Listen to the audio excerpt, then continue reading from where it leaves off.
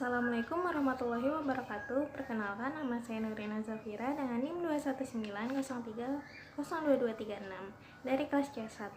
Saya dan teman saya ingin memaparkan materi tentang pengolahan data melalui SPSS. Saya Nazma Fadila dari kelas C dengan NIM 21903022224. Di sini kami akan menjelaskan bagaimana pengolahan data menggunakan aplikasi SPS, mulai dari pengolahan input dan output. Di sini judulnya adalah pengaruh pelayanan perceived value dan citra merek terhadap kepuasan konsumen. Jumlah variabel bebasnya ada 3, yaitu pelayanan, perceived value, dan citra merek. Sedangkan variabel tidak bebasnya adalah kepuasan konsumen. Berarti data ini memiliki 3 variabel bebas dan 1 variabel tidak bebas. Kita akan coba dulu membuat model regresinya dengan penggunaan SPS.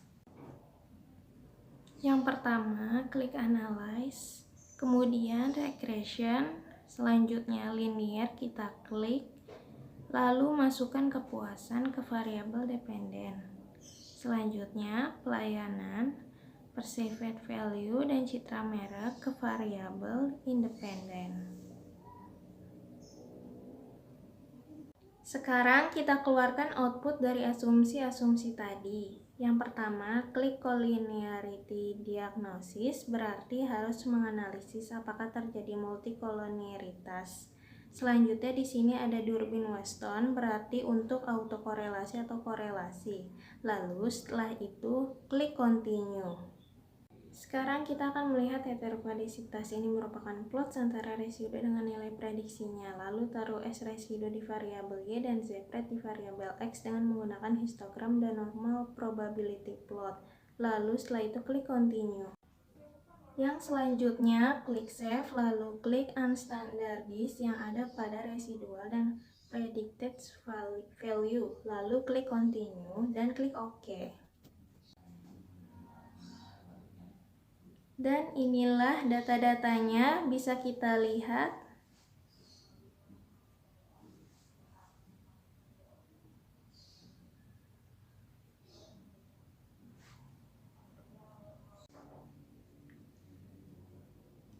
Dikatakan asumsi kenormalan adalah dengan Kolmogorov-Smirnov dari residualnya. Pre1 adalah nilai prediksinya.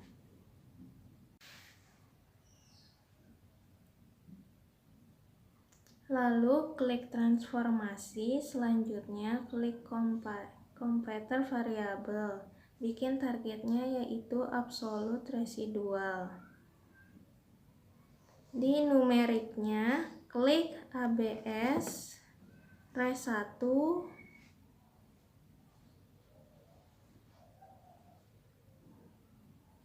lalu setelah itu kita lihat apakah benar datanya. Lalu kita klik OK.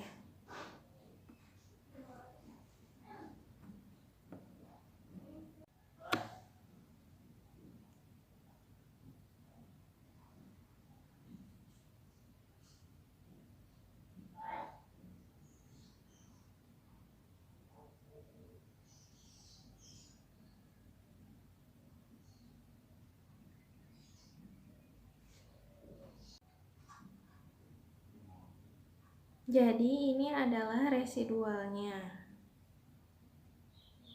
Sekarang kita hitung apa dia berdistribusi normal atau tidak. Lalu pencet Analyze, lalu Parametric Test, lalu Legacy Dialog satu sampel KS, lalu Unstandardized Residual.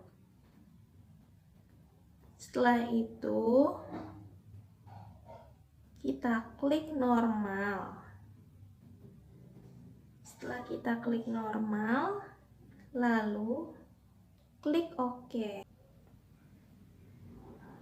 Lalu selanjutnya klik Analyze lagi, klik Regression, lalu Linear, kita klik, Setelah itu, masukkan pelayanan, perceived value, dan citra merek di bagian bawah. Dan yang di atas kita taruh absolute residualnya. Lalu kita klik OK. Selanjutnya kita lihat autokorelasinya di Analyze. Lalu kita klik non-parametric test, lalu legasi dialog, lalu kita pencet run test. Setelah itu kita klik unstandardized residual di variabelnya. Lalu kalau sudah, kita klik median, lalu kita klik OK. Selanjutnya linearitas, kita klik analyze, lalu compare mean, lalu kita pencet mean. Lalu masukkan pelayanan, perceived value, dan citra merek di independen, dan kepuasan di dependen. Lalu kita klik pilih option, baru klik test for inerti. Kalau sudah, kita klik continue, lalu OK. Jadi ini adalah outputnya.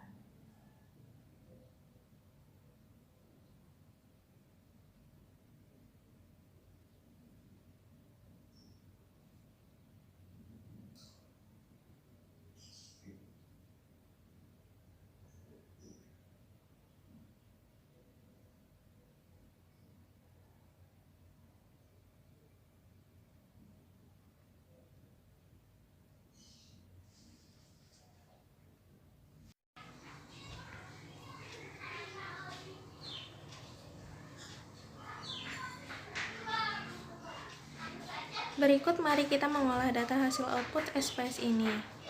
Pengaruh pelayanan terhadap kepuasan pelanggan. Uji asumsi. Uji kenormalan data residual. Di sini kita bisa lihat. Uji multikolonialitas. Uji heterokedastisitas, ada uji Glasser, uji linearitas ada 3,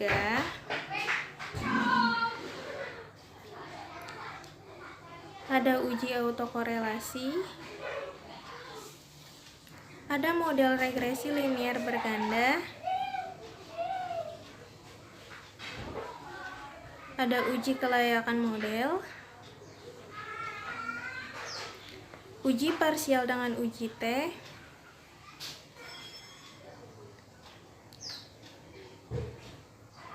dan koefisiensi korelasi. Pengaruh pelayanan terhadap kepuasan pelanggan. Uji asumsi. Pertama, uji kenormalan data residual. Bertujuan untuk melihat apakah nilai residu terdistribusi normal atau tidak. Metode regresi yang baik adalah memiliki residu yang terdistribusi normal.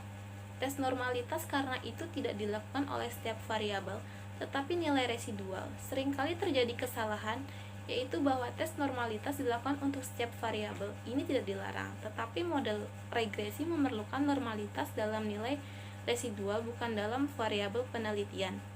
Tes normalitas dapat dilakukan dengan tes histogram, tes normal p-plot, tes chi-square, squamous, dan kurtosis atau tes Kolmogorov-Smirnov. Tidak ada metode terbaik dan yang atau paling tepat. Sarannya adalah bahwa pengujian metode charting sering menyebabkan persepsi yang berbeda pada beberapa pengamatan. Oleh karena itu, penggunaan uji normalitas dengan uji statistik tidak diragukan meskipun tidak dapat dijamin bahwa pengujian dengan uji statistik lebih baik daripada pengujian dengan metode diagram. Jika residu tidak normal tetapi dekat dengan nilai krisis, misalnya arti Kolmogorov-Smirnov adalah 0,049.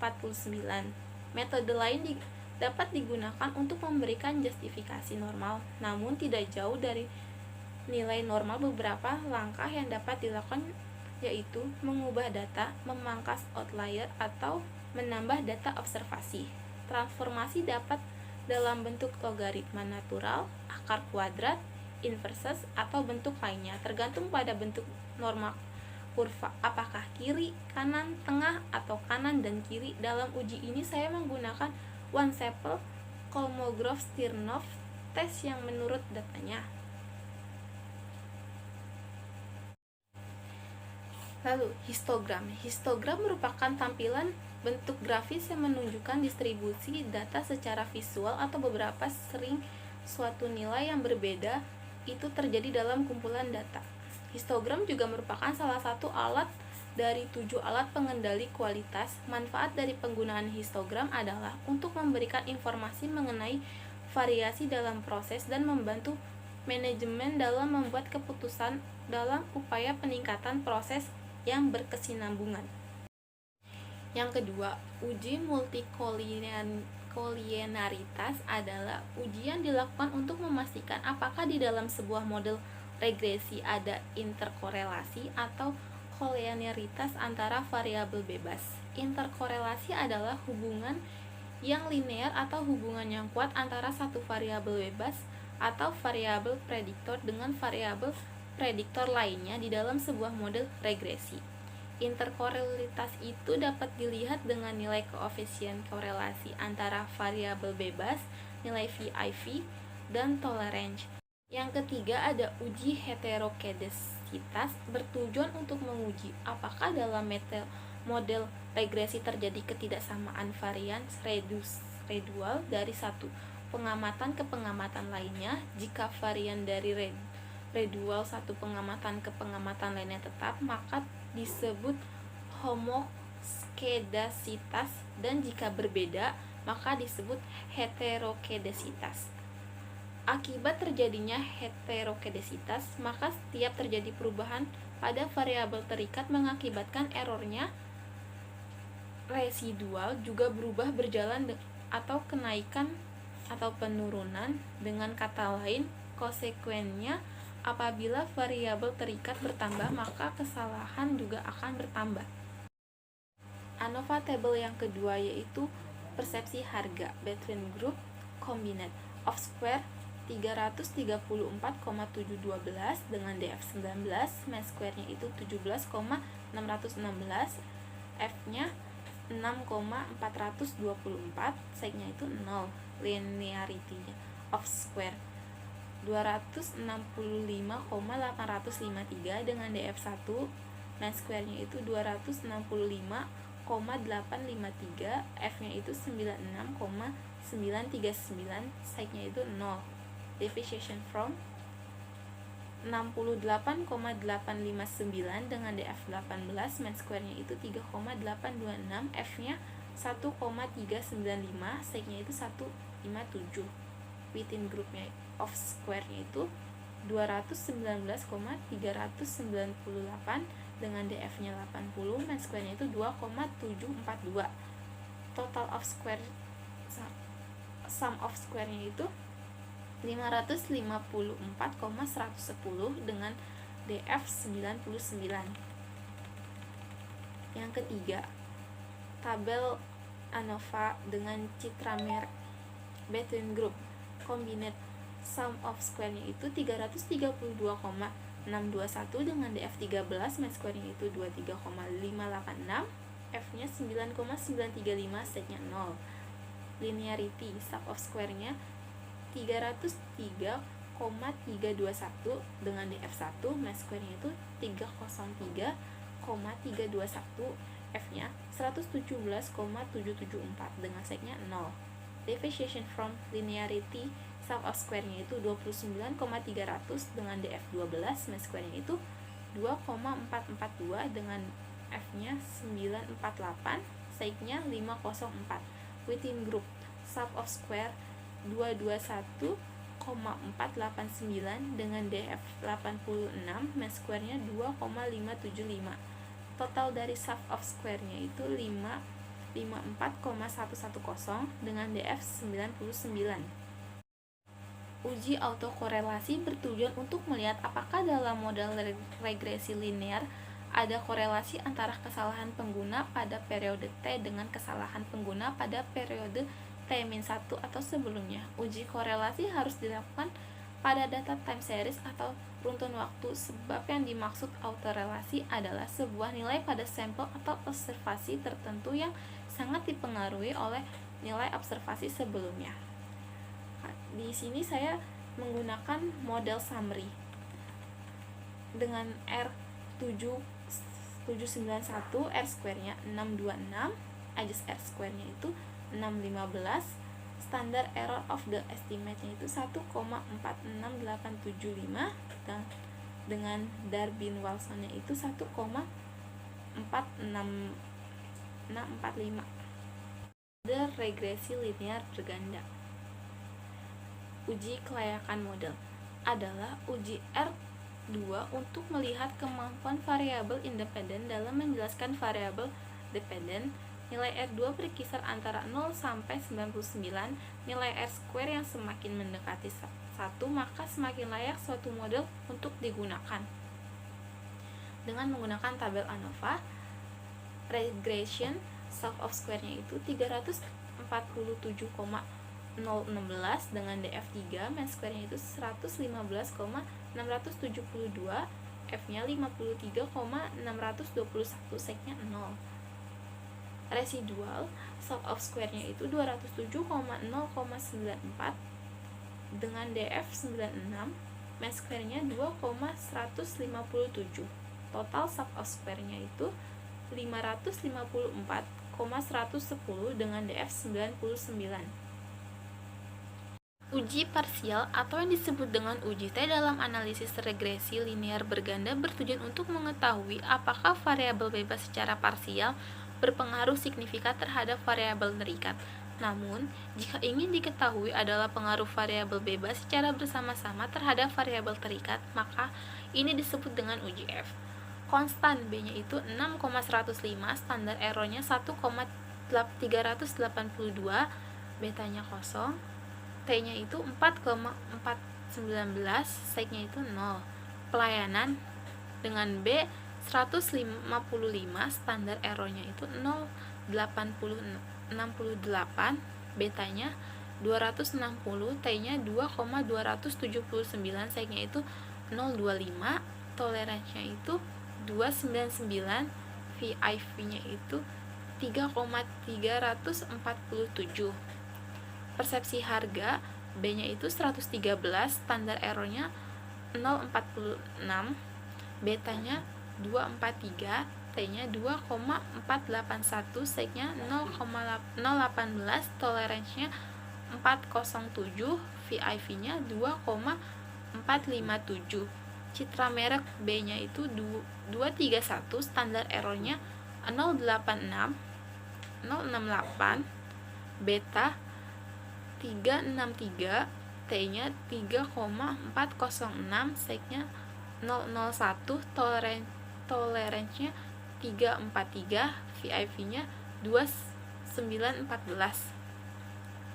Koefisien korelasi ialah mengukur statistik kovarian atau asosiasi antara dua variabel. Koefisien determinasi dengan simbol R2 merupakan proporsi variabel dalam suatu data yang dihitung berdasarkan model statistik. Model dari pelayanan VIV-nya 3,347, persepsi harganya, persepsi harga VIV 2,457, citra merek VIV-nya 2,914.